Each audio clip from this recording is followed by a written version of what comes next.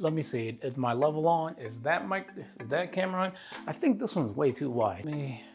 Okay, as you all may know, if you're into photography or videography, one of the most expensive things to buy are paper rolls. If you have to do photo shoots or background shoots and you want something cool like this, you usually have to pay almost $100 to $200 a roll for good quality paper. So me and my buddy were looking at different ways we can create an RGB look without necessarily buying a bunch of paper rolls, just so that way we're not spending $100 a roll for colors that we might use maybe once or twice.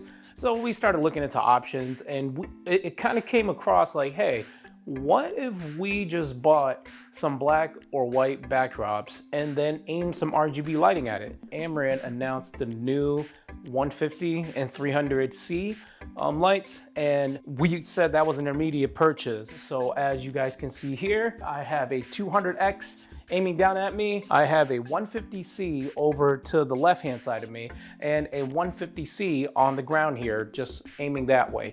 And as you can see at this camera here, I now have a yellow background. And the coolest thing about the Amaran stuff or the aperture stuff is you can control all of it using the Sidus Link app. And this thing has been amazing. Just to kind of give you guys an example, I have the Sidus Link app on here, and look at that. If I want a red backdrop, I get a red backdrop. And if I want a yellow one, voila, we're back to yellow.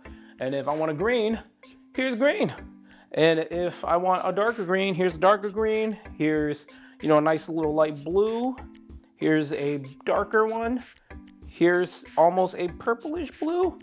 And it goes on, and you even have a color circle that you could kind of just play around with and just make it go crazy. But let me go back to the OG color. And the most crazy thing about this app is just being able to use different effects. So if I want something crazy like this, where I could change the color and just have it cycle through on party light mode, it's capable of doing that. I could make it look like some cops are chasing me. I could put some embers on and have these lights booming out, pulsing, TV.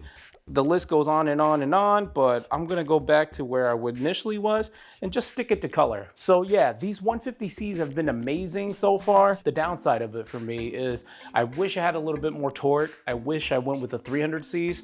And paid the couple $100 extra just to have a little bit more power on it, because these are at 100% right now. That's a bit of a downside. Another downside to this setup is, as you can see here, the distance from me to the backdrop, it will require a bit of space. So if you're shooting in your house, or if you're shooting in a tighter, smaller place like a bedroom, that might be a problem. I'm approximately about 6 to 8 feet away from the backdrop here. Yeah, you need a little bit of room to make this setup work.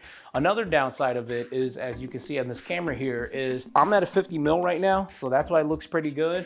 But if I widen up the camera, like if I go down to like a 35 whatsoever, the illusion is given away. So you'll have to get real tricky with it. You'll have to get really creative on how you do the setup, because it's all about the distance of how far you can pull or push the light up to light up the entire backdrop. So that is another downside to it. And another major downside is it's not 100% perfect, because it does create a hotspot.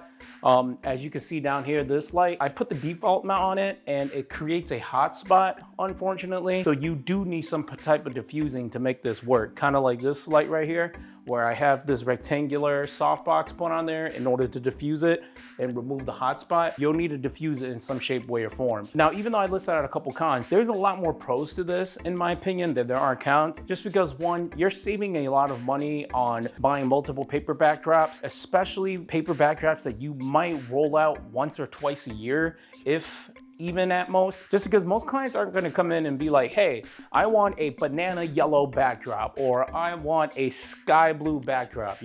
Most clients are going to come in and they mostly want the basics, which are the grays and the blacks.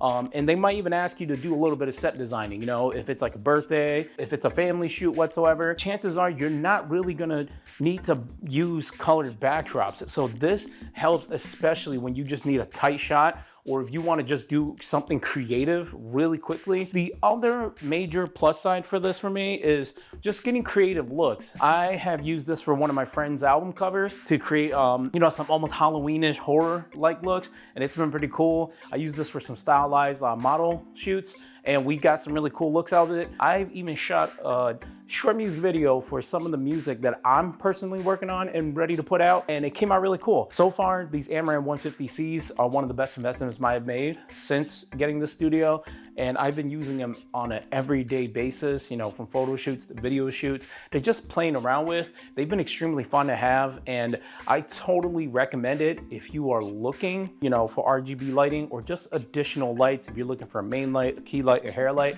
I think these are a great investment. You can't go wrong with it. I'm excited to make more videos with it, more photos with it, and I hope if you purchase them too, that you're gonna have just as much fun with it too. Let me know in the comments below if you plan on purchasing these, or if you're thinking about purchasing it. Drop a comment, ask a question, and I'll be glad to answer. So with that being said, I hope you guys found this video helpful, and until next time, this is your boy Falling, FL Productions, and I'm out. Peace.